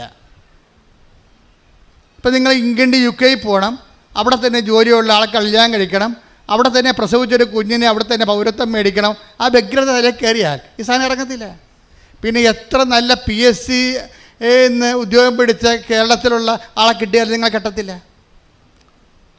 കാര്യം നിങ്ങളുടെ തലയിൽ ഈ സാധനം അടിച്ച് കയറിപ്പോയി. ഇതാണ് ലൗകിക വ്യഗ്രത എന്ന് പറയണത്. ഇപ്പം നിങ്ങളെന്താ വിചാരിക്കണം? UK പോകണം, അന്നേരം അവിടെ നിന്ന് തന്നെ 2 കൊല്ലം കഴിയുമ്പോൾ അവിടെ നിന്ന് തന്നെ കല്യാണം കഴിക്കണം, അവിടെ തന്നെ ജോലിയുള്ള കല്യാണം കഴിക്കണം, അവിടെ തന്നെ പ്രസവിക്കണം, കുഞ്ഞിന് അവിടെ തന്നെ പൗരത്വം മേടിക്കണം. അപ്പോൾ ഇത്രയും നിങ്ങൾ ചിന്തിച്ച് വെച്ച് കഴിഞ്ഞാൽ പിന്നെ ഇവിടെ ദൈവഹിതത്തിന് യാതൊരുവിധ പ്രസക്തിയുമില്ല. പിന്നെ നിങ്ങൾ ദൈവത്തെ, യേശുക്രിസ്തു ക്രൂശിക്കപ്പെട്ടത് ഉയർത്തതിനരുതും നിന്നെ UK വിട്ട് പ്രസവിപ്പിക്കാൻ വേണ്ടിയാണെന്ന് തോന്നിപ്പോകും. പിടിയിട്ടില്ലേ സംഗതി? പണി പാളിച്ച കണ്ടില്ലേ? ഓരോ ആൾക്കാരും ദൈവത്തിലേക്ക് വരുമ്പോൾ you come with a free hand. നിങ്ങൾ ദൈവത്തിലേക്ക് വരുമ്പോൾ you come with a free hand and free heart. എന്താ കാരണം? കർത്താവ് തിരുമനസ്സാണെങ്കിൽ. യാക്കോബിൽ അങ്ങനെ പറയുന്നുണ്ട്, കർത്താവ് തിരുമനസ്സാണെങ്കിൽ നാളെ ഞങ്ങൾ ഇന്ന പട്ടണത്തിൽ പോകും, ഇന്ന വ്യാപാരം ചെയ്യും. യാക്കോബ് 4:15. യാക്കോബ് 4:15. നിങ്ങൾ ഇങ്ങനെയാണ് പറയേണ്ടത്. നിങ്ങൾ ഇങ്ങനെയാണ് പറയേണ്ടത്. കർത്താവ് മനസ്സാകുന്നെങ്കിൽ ഞങ്ങൾ ജീവിക്കുകയും യഥായുക്തം പ്രവർത്തിക്കുകയും ചെയ്യും. അപ്പോഴേ എല്ലാത്തിൻ്റെയും കൂടെ ഇഫ് ഗോഡ് വിൽസ് എന്ന് ചേർക്കണം. മനസ്സിലായില്ലേ? എല്ലാത്തിൻ്റെയും കൂടെ, നിങ്ങൾ എല്ലാ നിയോഗങ്ങളുടെ കൂടെ ചേർക്കേണ്ട ചേരുവകയാണ് എന്താണ്? ദൈവം മനസ്സാകുന്നെങ്കിൽ. പലർക്കും ഉടമ്പടി എടുത്ത് പിന്നെ കുറച്ച് കഴിഞ്ഞപ്പോൾ, കഴിഞ്ഞ ദിവസം ഒരു ഏഞ്ചലിൻ്റെ സംഭവം നിങ്ങൾക്ക് അറിയാമല്ലോ. ഏഞ്ചൽ ഈ സാക്ഷ്യം കേട്ടുകൊണ്ട് കിടക്കുകയായിരുന്നു. വേദന അവളെ കുത്തി വേദനിപ്പിച്ച് കിളച്ച് മറിച്ചുകൊണ്ടിരിക്കുകയാണ്. അപ്പോൾ വേദനയെങ്കിലും ഒന്ന് കുറയാൻ വേണ്ടി ഏഞ്ചൽ മാതാവിനോട് പറയും, അമ്മേ എത്ര പേർക്ക് സ്വപ്നം കാണുന്ന അമ്മ, എത്ര പേര് അമ്മയെ സ്വപ്നം കാണുന്നു. ഉടമ്പടിയുടെ ഏറ്റവും വലിയ, നമ്മളിപ്പോൾ ഈ കാലം ഉടമ്പടി ഇങ്ങനെ മൂത്ത് റൈപ്പായി വന്നൊരു കാലഘട്ടമാണിത്. അപ്പോൾ അമ്മ നേരിട്ട് വരികയും സംസാരിക്കുകയും സ്വപ്നം കാണുകയും വഴി പറഞ്ഞു കൊടുക്കുകയും ഒക്കെ ചെയ്യുന്നുണ്ട്. ഇങ്ങനെ ഒരു പ്രാർത്ഥനാരൂപത്തിൽ ഇന്ന് വരെ ഞാൻ കേട്ടിട്ടില്ല. നിങ്ങൾ കേട്ടോണ്ടെന്ന് എനിക്ക് അറിയത്തില്ല. അതായത് ആദ്യമായിട്ടാണ് ഇങ്ങനെയൊക്കെ കേൾക്കണത്. അപ്പോൾ ഏഞ്ചൽ അമ്മയോട് പറയും, അമ്മേ എനിക്ക് ആരുമില്ല, എൻ്റെ അവസ്ഥ കണ്ടില്ലേ, ഞാൻ ജീവിക്കുമോ, എനിക്ക് പരീക്ഷ എഴുതി, എനിക്കൊരു ജീവിതം ഉണ്ടോ എന്നൊക്കെ അമ്മയോട് കിടന്ന് കരഞ്ഞുകൊണ്ട് ചോദിക്കും. അപ്പോൾ എത്ര പേർക്ക് അമ്മ സ്വപ്നത്തിൽ രക്ഷപ്പെടാമെന്ന്. എനിക്കൊരു അടയാളം തരാൻ പറയും, എനിക്ക് ജീവിക്കണ്ടേ ജീവിക്കും, കാര്യം എൻ്റെ കാലം എന്നെങ്ങുന്നില്ല, ശരീരം മരവിച്ചു എന്നു. അന്ന് രാത്രിയാകുമ്പോൾ ഒരു 3 മണിയാകും. 3 മണിയാകുമ്പോൾ സമയഘടികാരം നെഞ്ചിൽ ചാർത്തിയ ഒരു സ്ത്രീ വരും. എന്നിട്ട് ഇവളുടെ കയ്യെ കയറി പിടിക്കും, എഴുന്നേക്കാൻ പറയും. എഴുന്നേക്കാൻ പറയുമ്പോൾ അവൾ പറയും, എനിക്ക് എഴുന്നേക്കാൻ പാടില്ലെന്ന് പറയും. എനിക്ക് എഴുന്നേക്കാൻ പാടില്ല, പറ്റത്തില്ല, ഭയങ്കര വേദനയാണ്. ഉടനെ ഇവൾ, ഞാനല്ലേ പറയണത്, മറ്റുള്ളവരുടെ മുമ്പിൽ, യുവാക്കന്മാരുടെ മുമ്പിൽ, യുവതികളുടെ മുമ്പിൽ നിന്നെ ഞാൻ സാക്ഷിയാക്കും, നീ എഴുന്നേക്കാൻ പറയും. ഉടനെ ഇവൾ എഴുന്നേക്കും. എഴുന്നേറ്റ് നടക്കാൻ തുടങ്ങും. എത്രയോ ദിവസങ്ങളായ പാവം എഴുന്നേറ്റിട്ട്. അവളിങ്ങനെ എഴുന്നേറ്റ് രാത്രി ഇങ്ങനെ പയ്യെ ഇങ്ങനെ അവൾ പറയുന്നുണ്ട് അതിൻ്റെ അകത്ത്, അതായത് ഞാനിങ്ങനെ സോഡിയം കുറഞ്ഞു പോയ ആൾക്കാരെ പോലെ ഇങ്ങനെ പാറ്റി പോകണം കണ്ടപ്പോൾ എൻ്റെ അമ്മ താഴെ കിടന്ന് ഉറങ്ങുകയായിരുന്നു. എൻ്റെ അമ്മ ചാടി എഴുന്നിട്ട് എൻ്റെ വേറെ ഏഞ്ചൽ എവിടെ പോണ് എന്ന് പറഞ്ഞുകൊണ്ട് കയറി കയ്യെ പിടിക്കും. അപ്പോൾ ഏഞ്ചൽ പറയും, അമ്മേ എൻ്റെ കയ്യെ പിടിച്ചിരിക്കുന്ന പരിശുദ്ധ അമ്മയാണ്, എന്നോട് നടക്കാൻ വേണ്ടിയിട്ട് അമ്മ എൻ്റെ കൂടെ നടക്കുകയാണ്. ഉടനെ പറയും, എൻ്റെ പെറ്റമ്മയും പരിശുദ്ധ അമ്മയും എൻ്റെ ഇടവും വലവും പിടിച്ചുകൊണ്ട് എന്നെ ആശുപത്രിയിൽ നടത്തി തിരിച്ചു കൊണ്ടുവന്ന് കിടത്തി. പിറ്റേ ദിവസം ഞാൻ ഡോക്ടറിനോട് പറഞ്ഞു, ഞാൻ പോകുന്നു, ഞാൻ സുഖപ്പെട്ടു. രാത്രി ഞാൻ എല്ലാവരെയും വിളിച്ച് പറഞ്ഞു, അമ്മ വന്നിട്ടുണ്ടായിരുന്നു, എന്നെ കണ്ടു, എന്നെ കൈപിടിച്ചു, എന്നെ കൈപിടിച്ച് നടത്തിയെന്ന്. ശ്രുതികട ഹല്ലേലൂയ. ഇതെന്ത് സംഭവം എന്ന് വെച്ച് കഴിഞ്ഞാൽ, കൃപാസനം ആധ്യാത്മികത ഈ തലമുറയോടുള്ളൊരു പ്രതികാരമാണ്. കാരണം ഞാൻ അച്ഛനായ കാലം മുതൽ ഇങ്ങനെ യേശു ഏകരക്ഷകൻ എന്നുള്ള ബൈബിളിൻ്റെ അടിസ്ഥാന വെളിപാട്, അതിൻ്റെ പേരിൽ ദൈവം നമുക്ക് മധ്യസ്ഥരായി തന്ന വിശുദ്ധന്മാരെയും സർവോപരി ലോകത്തിന് യേശുവിനെ നൽകിയ അമ്മയെപ്പോലും നിഷേധിച്ചുകൊണ്ട് നമ്മുടെ സഭാതലങ്ങളിൽ പോലും ഒരു മുന്നേറ്റം ഉണ്ടായിട്ടുണ്ട്. ഇപ്പോഴെന്നാ പറ്റിയിരിക്കണത്? അതിനെല്ലാം എതിരെയുള്ള ദൈവത്തിൻ്റെ പദ്ധതികൾ വെളിവാക്കിക്കൊണ്ട് പരിശുദ്ധ അമ്മയിലുള്ള അനുഭവത്തിലൂടെ യേശുവിനെ കണ്ടെത്തി ജീവിക്കുന്ന സാക്ഷാത്കാരത്തിലേക്ക് കേരള സഭയെയും ലോകസഭയെയും ദൈവം തിരികെ കൊണ്ടുവരികയാണ്. ശ്രുതികട ഹല്ലേലൂയ.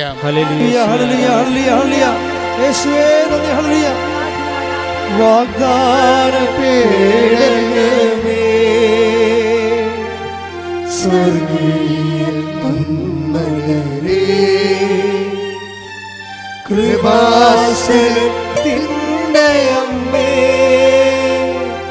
പ്രസാദം പരമാതാവേ, വാഗ്ദാന പേടകമേ, സ്വർഗീയ പൊന്മലരേ, കൃപാസനത്തിൻ്റെ അമ്മേ,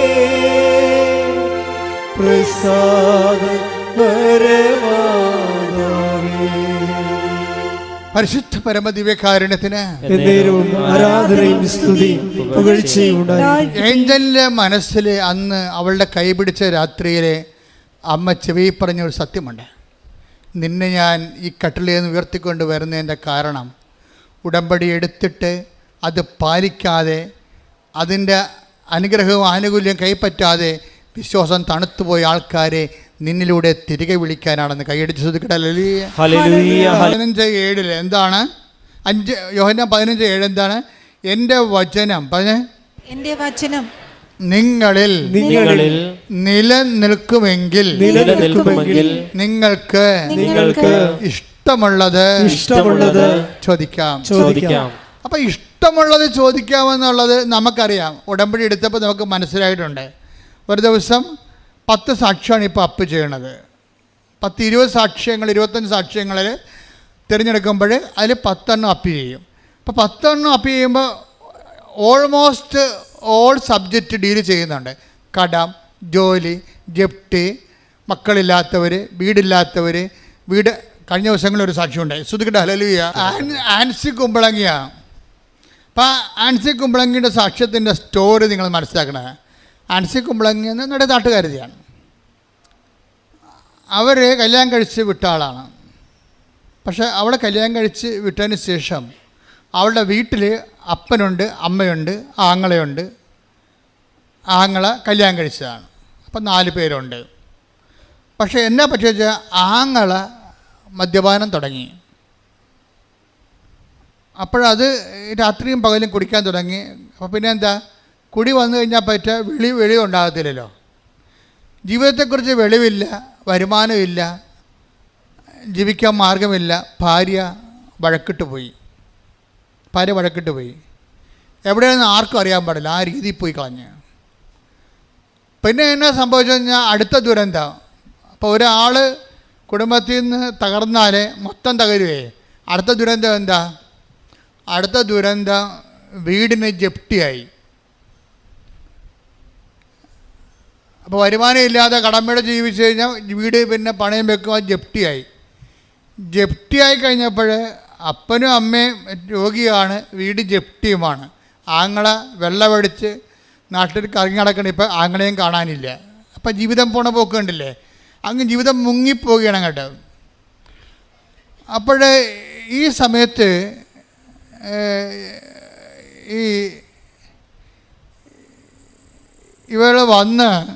ഈ ആൻസി വന്ന് ഉടമ്പടി എടുക്കും. ഉടമ്പടി എടുക്കുമ്പോൾ ഉണ്ടാകുന്ന കുറേ പ്രശ്നങ്ങളെന്ന് വെച്ച് കഴിഞ്ഞാൽ അവൾക്ക് ഈ ആങ്ങള മദ്യപാനം ഉപേക്ഷിക്കണം. അമ്മയ്ക്ക് മാനസിക രോഗമായിരുന്നു. ആങ്ങള മദ്യപാനം ചെയ്ത് വീട് വിട്ട് ഇറങ്ങി. ആങ്ങളുടെ ജീവിതം തീർന്നപ്പോൾ അതിൻ്റെ വ്യസനം തലക്കടിച്ചിട്ട് അമ്മ ആൻസി പറയണത്, ഞാൻ വീട്ടിൽ ചെന്നിട്ട് പോലും അമ്മയ്ക്ക് എന്നെ മനസ്സിലായില്ല. ഇരുട്ടത്ത് കുത്തിയിരിക്കണ കണ്ട് അമ്മയ്ക്ക് എന്നെ നിങ്ങളൊന്ന് നോക്കിയാൽ ആ കുടുംബത്തിൻ്റെ അവസ്ഥ കണ്ട. മകൾ കയറി ചെന്നിട്ട് അമ്മയ്ക്ക് തിരിച്ചറിയാൻ കഴിയുന്നില്ലെങ്കിൽ എന്തൊരു മാനസികാവസ്ഥയായിരിക്കും. അതിൻ്റെ ഇടയ്ക്കാണ് വീടിന് ജപ്തി വരണത്. പിന്നെ ജപ്തി എന്ന് വെച്ചാൽ അവർ ഈ ആൻസി തന്നെ ഭർത്താവുമായിട്ട് ആലോചിച്ച്, ഭർത്താവ് നല്ല ഭർത്താവാണെന്ന് തോന്നുന്നത്. അദ്ദേഹം പറഞ്ഞ് നമുക്ക് കടമൊക്കെ മേടിച്ചാലും വീട് വിട്ട് അവർ ഇറങ്ങിപ്പോയാൽ ശരിയാകത്തില്ലല്ലോ. അപ്പോൾ വീട് വിട്ടു പോകാതിരിക്കാൻ വേണ്ടി നമുക്ക് കടം മേടിച്ചാലും ജപ്തി പരിഹരിക്കാം. കാര്യം അവർ രണ്ടുപേരും ദിവസകൂലി പണിക്കാരാണ്, അല്ല വലിയ പണക്കാരല്ല, ദിവസകൂലിയായിട്ട് കിട്ടിയിട്ടുള്ള ആൾക്കാരാണ്. പക്ഷെ അവർക്ക് മനസ്സുള്ളത് കാരണം അപ്പനും അമ്മയും അവിടെ താമസിക്കുന്ന സ്ഥലത്തുനിന്ന് പോകാതിരിക്കാൻ വേണ്ടി അവർ കടം മേടിച്ച് ജപ്തി ഒഴിവാക്കി കൊടുത്ത്. പക്ഷേ ജപ്തി ഒഴിവാക്കി കൊടുത്തു കഴിഞ്ഞപ്പോൾ ഉണ്ട് അടുത്ത കുരിശു തന്നെ. എന്നാ കുരിശു വന്നത്? ഭയങ്കര പ്രളയം വന്ന് മഴ പെയ്ത് ഭയങ്കര പ്രളയമായി. വീട് ഒടിഞ്ഞു പോയി.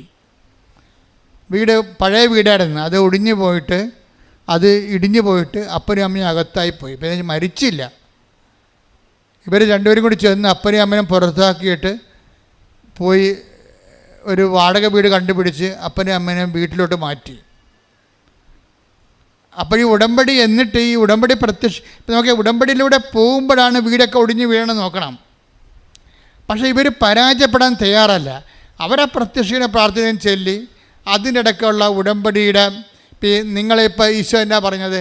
എൻ്റെ വചനം നിങ്ങളിൽ നിലനിൽക്കുമെങ്കിൽ. അപ്പോൾ വചനം നിലനിൽക്കാൻ വേണ്ടിയാണ് നമ്മൾ പ്രേക്ഷിത പ്രവർത്തനങ്ങളൊക്കെ ചെയ്യണത്. അത് ഓർത്തേക്കണം. നിങ്ങൾക്ക് വേറെ പണിയില്ലെങ്കിൽ ആൾക്കാർ ചോദിക്കും. നമ്മളെന്ന് വെച്ച് കഴിഞ്ഞാൽ നമ്മളെ വചനം നിലനിൽക്കണം എന്താണ്? ഒരു വചനം. നിങ്ങൾ ലോകം മുഴുവനും പോവുക, എല്ലാ സൃഷ്ടികളോടും സുവിശേഷം പ്രസംഗിക്കുക.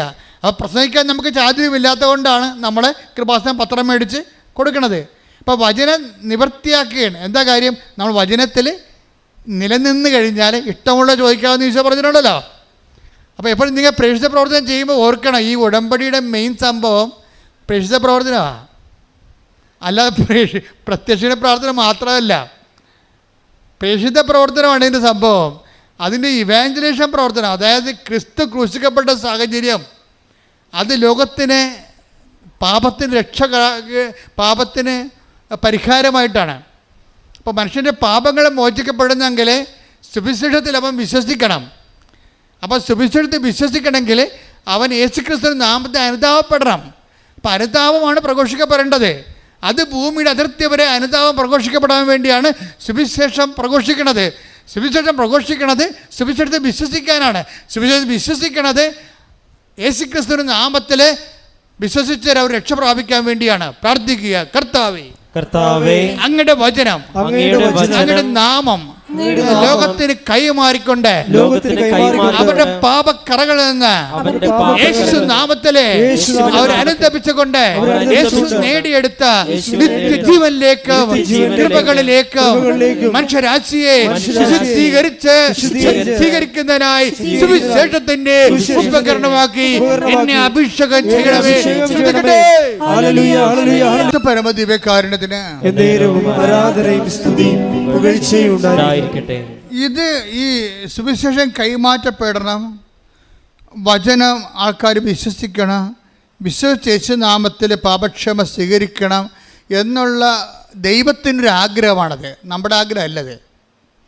ഈ ദൈവത്തിൻ്റെ ആഗ്രഹം ദൈവം ഏറ്റവും കൂടുതൽ വേദനിക്കുകയും വ്യഗ്രത കൊള്ളുകയും വിഷമിക്കുകയും ചെയ്യുന്നൊരു വിഷയമാണ് ലോകം ഈശോയെ സ്വീകരിക്കുക എന്നുള്ളത്.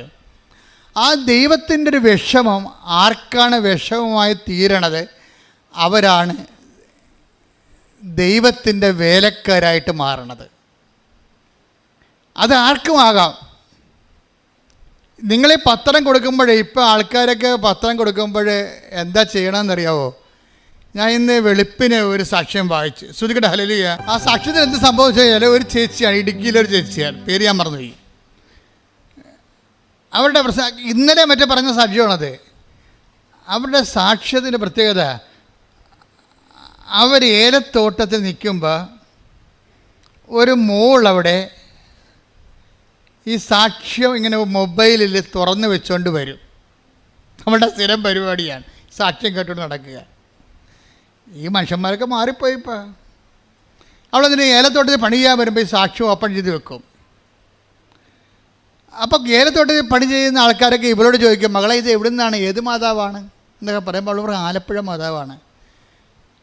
അത് അവർക്കറിയാവുന്ന ഭാഷ പറയും. പക്ഷേ ജനങ്ങളിത് വിശ്വസിക്കും. എന്താ കാര്യം വെച്ച് കഴിഞ്ഞാൽ, ഇവളുടെ ശരീരത്ത് മുഴുവൻ വെള്ളപ്പാണ്ടായിരുന്നു. ഇവളുടെ ശരീരം മുഴുവൻ വെള്ളപ്പാണ്ടായിരുന്നു, വേദനയുള്ള വെള്ളപ്പാണ്ടുകൾ. ഇവളുടെ ജീവിതത്തിൽ പെങ്കൊച്ചല്ലേ, അപ്പോൾ അവളുടെ ജീവിതത്തിൽ ഏറ്റവും ഒരു മരണകരമായ വേദന അനുഭവിക്കുന്ന വിഷയമാണിത്. ഇവൾ ഇങ്ങനെ ഒരു പത്രം കിട്ടിക്കഴിഞ്ഞപ്പോൾ ഇവിടെ വന്ന് അമ്മയെ നേരിട്ട് കണ്ട്, കാശുണ്ടായിട്ട് വന്നതല്ലേ, അവിടെ നിന്നൊക്കെ വരണമെങ്കിൽ വലിയ പാടാ. അമ്മയെ കണ്ടിട്ട് പറഞ്ഞു, അമ്മേ എൻ്റെ വെള്ളപ്പാണ്ട് മാറ്റണം, വേറെ ഒന്നും എൻ്റെ ജീവിതത്തിൽ കിട്ടിയില്ലേ കുഴപ്പമില്ല, കരിക്ക് മുന്നോട്ട് പോകാൻ പറ്റണില്ല. അപ്പോൾ അവൾ ഉടമ്പടി എടുത്ത് ഉപ്പും ഉടമ്പടി തൈലം കൂടി തേച്ച് ഇവിടെ വെള്ളപ്പാങ്ങണ്ട് സെക്കൻഡുകൾക്ക് മായാൻ തുടങ്ങി. അപ്പോൾ എന്നാ പ്രശ്നം വെച്ച് കഴിഞ്ഞാൽ, ഇത് മറ്റുള്ളവർ കണ്ട്, ഏലത്തോട്ടത്തിൽ പണിയെടുക്കണ വേറെ ആൾക്കാർ ഇത് കണ്ട്, അപ്പോൾ പിന്നെ അവർ സാക്ഷ്യം കേൾക്കാൻ തുടങ്ങി. എങ്ങനെയാണ് ഈ സുവിശേഷം പ്രചരിക്കുന്നത്? അപ്പോൾ ഒരു മകളിലൂടെ, ഇപ്പം നിങ്ങൾ നോക്കിയ എന്നിട്ട് വേറെ ഒരു ചേച്ചി ഇത് കേട്ടിട്ട് പറഞ്ഞ്, അമ്മേ, അപ്പോൾ അവളുടെ വീട്ടിൽ കുറേ പ്രശ്നം. കാര്യം അത് മകൾക്ക് ജർമ്മനി പോകണം, പക്ഷെ അവൾ പഠിച്ചിട്ടും തലയിൽ കയറണില്ല, പോകാനുള്ള പരീക്ഷയ്ക്ക് തോറ്റും പോണ പോലെ അവൾക്ക് ആത്മവിശ്വാസമില്ല. അപ്പോൾ ഈ സാക്ഷ്യം കേട്ടിട്ട് ചേച്ചി പറഞ്ഞ്, ഞാനൊരിക്കൽ അമ്മയെ പോയി കാണും. അപ്പോൾ ആൾക്കാരൊക്കെ ഇപ്പോൾ പറയണത് അമ്മയെ പോയി കാണുമെന്നൊക്കെയാണ് പറയണത്. കാര്യം ഇന്ന് വെളുപ്പിന് വേറെ ഒരു സാക്ഷ്യം കേട്ട്, ശ്രുതികട ഹല്ലേലൂയ, ഇസ്ലാമാണ്. അത് രമ്യ കൃഷ്ണനാണ്. രമ്യ കൃഷ്ണൻ്റെ സാക്ഷ്യം എന്ന് പറയണത്, രമ്യ കൃഷ്ണൻ പ്രഗ്നൻ്റാണ്. പക്ഷെ അവളുടെ മകൾക്ക്, മൂത്ത മകൾ 3.5 വയസ്സുള്ള കുഞ്ഞുണ്ട്, അവൾക്ക് ഹാർട്ടിൻ്റെ അസുഖമായിട്ട് അവളെ ഈ ട്രിവാൻഡ്രത്തേക്ക് കൊണ്ടുപോയി. RCC ക്യാൻസറായിട്ട് RCC കൊണ്ടുപോയി. അപ്പോൾ കുഞ്ഞ് ഒറ്റക്ക് പോയത് കാരണം ഈ ഗർഭിണിയായി ഇവൾക്ക് പോകാൻ പറ്റണില്ല. ഒന്ന് നോക്കിയാൽ ഓരോ മനുഷ്യന്മാർ വിഷമിക്കണ വിഷമം കണ്ടില്ലേ? അവൾ ഗർഭിണിയായത് കാരണം 4-5 മാസം പറ്റിയാണ്. അവിടെ ഈ സങ്കടപ്പെട്ട് കുഞ്ഞിൻ്റെ കൂടെ പോകാൻ പറ്റാത്തതുകൊണ്ട് അവൾക്കാണെങ്കിൽ കുഞ്ഞിനാണെങ്കിൽ ഗുരുതരമായ അസുഖമാണ്, ചിലപ്പോൾ തിരിച്ച് കുഞ്ഞ് വരത്തില്ല. അത് ഈ അമ്മയ്ക്കറിയാം, ചങ്കക്കൊണ്ട വിഷയമാണിത്. അപ്പോൾ ഈ കുഞ്ഞ് പോകണമെന്ന് നോക്കി കണ്ണീരോടെ കൈയും കാണിച്ചോടെ നിൽക്കുകയാണ്. അപ്പോൾ അവൾ പോയി അവിടെ അഡ്മിറ്റായി, അവൾ ഐസിയുലാക്കി. ഒരു ദിവസം അവരുടെ അസുഖം പെരുത്ത്, പിന്നെ ഗർഭമായിട്ട് ഇരുന്നിട്ട് കാര്യമില്ലല്ല, കുഞ്ഞിനെ കാണേണ്ടതെന്ന് പറഞ്ഞുകൊണ്ട് അവളെ പെടസല്ലേ എറണാകുളത്ത് നിന്നിട്ട് അവിടെ ഇതിലേ പോയപ്പോൾ ഇവിടെ ഇറങ്ങിയിട്ട് നേരെ വന്ന് അമ്മയെ കണ്ട്. എന്നിട്ട് പൊട്ടിക്കരഞ്ഞ്, എൻ്റെ കുഞ്ഞിൻ്റെ അടുത്ത് ഞാൻ പോവുകയാണ്, ഞാൻ പോയിട്ട് എന്ത് കാര്യം, നീ വരാതെ നീയും കൂടി വരണേന്ന് പറഞ്ഞുകൊണ്ട് പോയി. എൻ്റെ ദൈവമേ, ആ സാക്ഷ്യം നിങ്ങൾ കേൾക്കണം. പിന്നെ അമ്മ ഇവളുടെ കൂടെ പോകും, കൂടെ ആ കുഞ്ഞിനെ വീണ്ടെടുക്കേണ്ട സംഭവമുണ്ട്. ശ്രുതികട ഹല്ലേലൂയ. എന്ന് വെച്ചാൽ ഇപ്പം ആൾക്കാരൊക്കെ സംസാരിക്കണത് നേരിട്ട് സംസാരിക്കുക, നമ്മളീ മനുഷ്യന്മാരെ പോലെ നമ്മളുടെ കൂടെ വരിക, ഇതൊക്കെ ഇപ്പോഴാണ് ആൾക്കാർക്ക് മനസ്സിലാകണത്. എത്രയോ പ്രാവശ്യം കർത്താവ് പറഞ്ഞു ഞാൻ നിങ്ങളുടെ കൂടെ വരുമെന്നൊക്കെ, എന്നിട്ട് ഈ മനുഷ്യന്മാരാരും വിശ്വസിച്ചില്ല. ദൈവത്തിന് നമ്മുടെ കൂടെ വന്ന് നമ്മളെ സന്ധിക്കാനുള്ള കൊതിയാണ് അമ്മരൂപമായിട്ട് മാറണത്. അതാണ് അമ്മ പറയണത്, ഈശോ പറയണത് ഇതാ നിൻ്റെ അമ്മയെന്ന്. ഈശോ തന്നെയാണ് അമ്മയിലൂടെ പ്രവർത്തിക്കുന്നത്. ശ്രുതികട ഹല്ലേലൂയ. അപ്പോഴേ നമ്മൾ ആ ഇടുക്കിയിലെ സാക്ഷിയല്ലേ പറഞ്ഞുകൊണ്ടിരിക്കുന്നത്. അത് കേട്ട ഒരു ചേച്ചി, ആ ചേച്ചിയുടെ മോൾക്ക് ഇതുപോലെ പഠന തകർച്ചയാണ്, പ്രൊഫഷൻ തകർച്ചയാണ്. അപ്പോൾ അവർ നോക്കിയിട്ട് അവരുടെ മുമ്പിൽ മാർഗമൊന്നുമില്ല. അപ്പോൾ അവർ പറയണത് എനിക്കും ഒരു ദിവസം അമ്മയെ പോയി കാണണം, എൻ്റെ മകളുടെ കാര്യങ്ങൾ പറയണം. പക്ഷേ എന്നിട്ട് അവരെന്നാ ചെയ്ത്, അവർ പറഞ്ഞ് നാളെ മുതൽ ഞാനും ഏലത്തോട്ടത്തിൽ പണിക്ക് വരാം, എൻ്റെ കാശില്ല, ആലപ്പുഴ വരാൻ കാശില്ല, അതുകൊണ്ട് ഞാനും ഏലത്തോട്ടത്തിൽ പണിക്ക് വരാം. ഇപ്പോൾ ഏലത്തോട്ടത്തിൽ പണിക്ക് ചെന്ന് ഒരാഴ്ച കഴിയപ്പോൾ അവർക്ക് 4000 രൂപ കിട്ടി. ആ 4000 രൂപയും കൊണ്ട് അവരിവിടെ വരും, അമ്മയെ കാണും, ഉടമ്പടി ചെയ്യും. പിന്നെ ഉടമ്പടിയിൽ ഇവരെന്താ ചെയ്യുന്ന, ആദ്യ കാലങ്ങളിൽ ഇവർക്ക് ഉടമ്പടിയിൽ ഇവർ പത്രം കുറച്ചൊക്കെ കൊടുക്കും, കുറച്ച് കൊടുക്കത്തില്ല. മകളും കുറച്ച് കൊടുക്കും, കുറച്ച് കൊടുക്കത്തില്ല. എന്നിട്ട് അത് കാര്യമായിട്ട് എടുത്തില്ല അവർ പത്രം കൊടുക്കണത്. കാര്യം അതിൻ്റെ അകത്തല്ല കാര്യം ഇരിക്കണത്. ശരിക്കും പറഞ്ഞാൽ സുവിശേഷം കൈമാറ്റത്തിലാണല്ലോ കാര്യം ഇരിക്കണത്. ദൈവത്തിൻ്റെ കാര്യം ഇരിക്കണത്, ദൈവത്തിന് വേണ്ടി പ്രയോജനമുള്ള കാര്യങ്ങൾ ചെയ്യാതെ നിങ്ങൾക്ക് മാത്രം പ്രയോജനമുള്ള കാര്യങ്ങൾ നിങ്ങൾ ചെയ്യും, പ്രത്യക്ഷത്തിന് പ്രാർത്ഥന ചൊല്ലിക്കൊണ്ടിരിക്കും. ഇവിടെയാണ് ആൾക്കാർക്ക് പറ്റണത്. ദൈവത്തിന് പ്രയോജനമുള്ള കാര്യങ്ങളൊന്നും ചെയ്യത്തില്ല. ദൈവം പറഞ്ഞ കാര്യങ്ങൾ, ഞാൻ രോഗിയായിരുന്നു നിങ്ങളെന്നെ സന്ദർശിച്ചു, ഞാൻ കാരാഗ്രഹവാസിയായിരുന്നു നിങ്ങളെന്നെ സന്ദർശിച്ചു, എനിക്ക് വിശന്നു നിങ്ങളെനിക്ക് ഭക്ഷണം തന്നു, ഞാൻ നഗ്നനായിരുന്നു നിങ്ങളെന്നെ ഉടുപ്പിച്ചു, ആ കാര്യങ്ങളൊന്നും ആൾക്കാർക്ക് ഒന്നും കൊടുക്കത്തില്ല. ഇത് അവർ ഈ പ്രത്യക്ഷയുടെ പ്രാർത്ഥന ചൊല്ലിക്കൊണ്ട് അങ്ങനെ ഇരിക്കും. അത് തന്നെ പരിപാടി. അങ്ങനെ കുറച്ച് ചെയ്ത് കുറച്ച് ചെയ്യാതെ എന്നിട്ട് ഇവരുടെ ഉടമ്പടി ശരിക്കും ഫ്രൂട്ടാകുന്നില്ല. അപ്പോൾ പിന്നെ വീണ്ടും ഇന്ന് ഉടമ്പടി പുതുക്കണമല്ലോ. പുതുക്കാൻ നേരത്തെ പിന്നെ കുഞ്ഞിന് പരീക്ഷയായി. അപ്പോൾ അവൾ എറണാകുളത്ത് വന്നപ്പോൾ ആ എറണാകുളത്ത് നിന്ന് പിന്നെ ഇവിടെ വന്ന് ഉടമ്പടി പുതുക്കിയിട്ട് രണ്ടാമത് ഇവർ ഉടമ്പടി പുതുക്കിയിട്ട് പോകുന്ന ഒരു കാഴ്ചയുണ്ട്. ഉടമ്പടി പുതുക്കിയിട്ട് പോകുമ്പോൾ അവർ പറയണ് ഞാനിനി എൻ്റെ ഉടമ്പടി കറക്റ്റ് ചെയ്യും. അതിൽ എൻ്റെ നാട്ടിൽ കൂടി തമിഴ്നാട്ടിലേക്ക് ഒരു വണ്ടി പോകുന്നുണ്ട്. അപ്പോൾ ഞാനിവിടെ വന്ന് തമിഴ് പത്രമോ ഹിന്ദി പത്രമൊക്കെ വാങ്ങിച്ച്, എന്നിട്ട് എനിക്ക് ആ തമിഴ് വണ്ടിയിൽ എനിക്കറിയാവുന്നൊരു കണ്ടക്ടറുണ്ട്. ഞാൻ എൻ്റെ വീട്ടിൽ നിന്ന് ഭക്ഷണമൊക്കെ റെഡിയാക്കി പത്രം പിടിച്ച് ഞാൻ ഈ ബസ് സ്റ്റോപ്പിൽ പോകും. കുറേ ഉണ്ട്, 2-3 കിലോമീറ്റർ ഉണ്ട് ആ തമിഴ് വണ്ടി പോകുന്ന ബസ് സ്റ്റോപ്പിലേക്ക് പോകാൻ വേണ്ടി. അവരോടെ പോയിച്ചും വണ്ടി വരുമ്പോൾ കണ്ടക്ടറിനോട് പറയും നിങ്ങൾ ഈ വണ്ടി എങ്ങോട്ടാണ് പോകണമെന്ന് ചോദിക്കും. അപ്പോൾ ഇത് തേനിയിലോട്ടാണ്.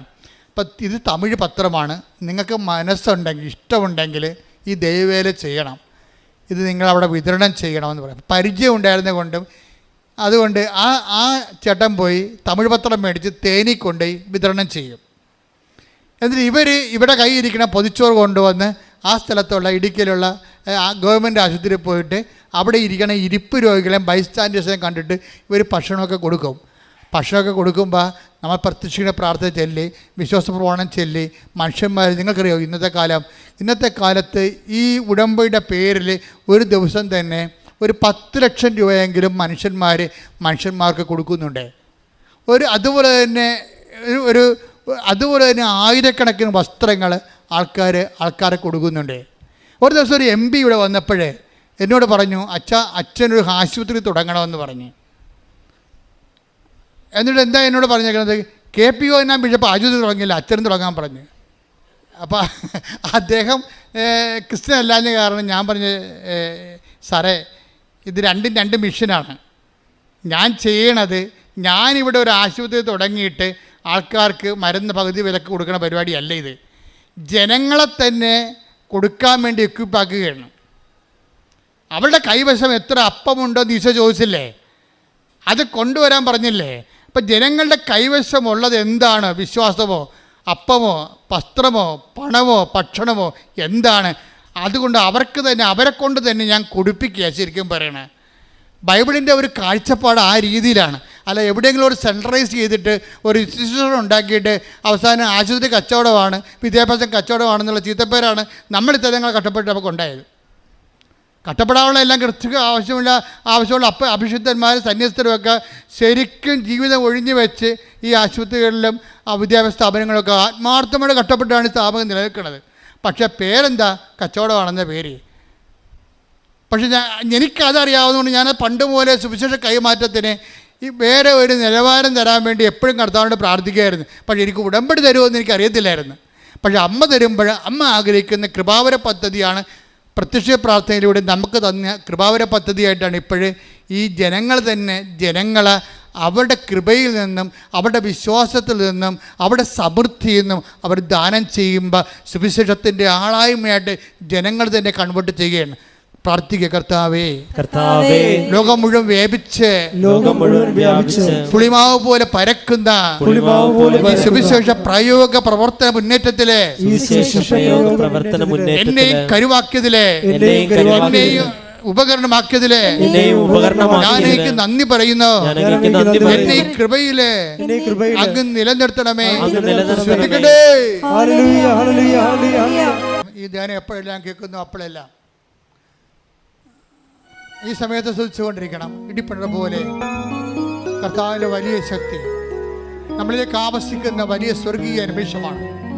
കർത്താവേ, നിന്നെ വാഴ്ത്തുന്നു. കർത്താവേ, നിനക്ക് നന്ദി പറയുന്നു. കർത്താവേ, നിനക്ക് വേണ്ടി ക്രൂശിക്കപ്പെട്ടവനെ ശ്രുതികടേ, നിനക്ക് വേണ്ടി ക്രൂശിക്കപ്പെട്ടവനെ, നിനക്ക് വേണ്ടി തിരുവിടാവിൽ മെരുവേറ്റവനെ, നിനക്ക് വേണ്ടി മെഴുക്കിടം ചൂടിയവനെ, നിന്നെ മെഴുക്കിടം നൽകുന്ന വിശുദ്ധമായ രക്തം ഓരോ മകൻ്റെ മേലും ഓരോ മകളുടെ മേലും ഒഴുക്കണമേ. ഓരോ മകൻ്റെ മേലും ഓരോ മകളുടെ മേലും ഒഴുക്കണമേ. കർത്താവേ, നിന്റെ വിശുദ്ധ രക്തത്താൽ അങ്ങനെ മക്കളെ സ്നാനം ചെയ്യിക്കണമേ. വൈദാക്കാലം പോലെ അടിപ്പിട പോലെ മാരക രോഗങ്ങള്, തീരാവേദികള്, കുടൽ രോഗങ്ങള്, ക്യാൻസർ രോഗങ്ങള്, ഹൃദയരോഗങ്ങള്, ഭ്രാന്തി രോഗങ്ങള് യേശു ക്രിസ്തുവിന്റെ ഉന്നതമായ നാമത്തില് മാറിപ്പോകട്ടെ. വീണ്ടും ഉദരത്തിൽ കൈവച്ചുകൊണ്ട് ഇടത് കൈവച്ചുകൊണ്ട് വലത് കൈ ശേഷം വെച്ചുകൊണ്ട് നീ പ്രാർത്ഥന നിന്നോട് ആവശ്യപ്പെട്ടവരെല്ലാം ഓർക്കുക. നിന്റെ മകളാകാം, അയൽവാസിയാകാം, ബന്ധുവാകാം, സ്വന്തമാകാം, അയൽവാസി ആരായാലും നിന്നോട് പ്രാർത്ഥന ആവശ്യപ്പെട്ടവരെല്ലാം അവിടെ ജോലിയില്ലാത്ത അവസ്ഥയാകാം, അവർക്ക് വീടില്ലാത്ത അവസ്ഥയാകാം, വഴിയില്ലാത്ത അവസ്ഥയാകാം, അവർ പരീക്ഷയ്ക്ക് എഴുതിയിട്ട് ജയിക്കാത്ത അവസ്ഥയാകാം, റിസൾട്ട് പ്രതീക്ഷിക്കുന്നവരാകാം, വിവാഹം ഒത്തുവരാത്തവരാകാം, മക്കളില്ലാത്തവരാകാം, ആന്തരിക അവയവങ്ങൾ രോഗങ്ങളുള്ളവരാകാം, വിദേശത്ത് നിന്ന് പോരാൻ പറ്റാത്തവരാകാം, തിരിച്ചു പോകാൻ പറ്റാത്തവരാകാം, രേഖാമുള്ള തടസ്സമാകാം. എന്ത് തടസ്സമായാലും ഇടിമുഴക്കം പോലെ ശ്രദ്ധിക്കട്ടെ. യേശു ക്രിസ്തു നാമത്തിൽ മാറിപ്പോകട്ടെ. എൻ്റെ കർത്താവിൻ്റെ ഉന്നതമായ നാമത്തിലെ ഉടമ്പടി നൽകിയ മാതാവിൻ്റെ മാധ്യസ്ഥതയിലെ യേശു ക്രിസ്തുവിൻ്റെ നാമത്തില് ഈ അൾത്താറയിൽ നടന്നിട്ടുള്ള 10,000 ആരാധന ശക്തിയാൽ ഈശോയുടെ ഉന്നതമായ നാമത്തില് ഇന്ന് വരെ ഉടമ്പടി എടുത്തിട്ട് വ്യക്തിയോടെ ചെയ്യുന്ന എല്ലാ മക്കളുടെ മധ്യസ്ഥ പ്രാർത്ഥന ശക്തിയാൽ മാരക രോഗങ്ങള്, വേദികള്, ജീവിതദുരിതങ്ങള് യേശു ക്രിസ്തുവിന്റെ ഉന്നതമായ നാമത്തിൽ മാറിപ്പോകട്ടെ. ഹല്ലേലൂയ, ഹല്ലേലൂയ.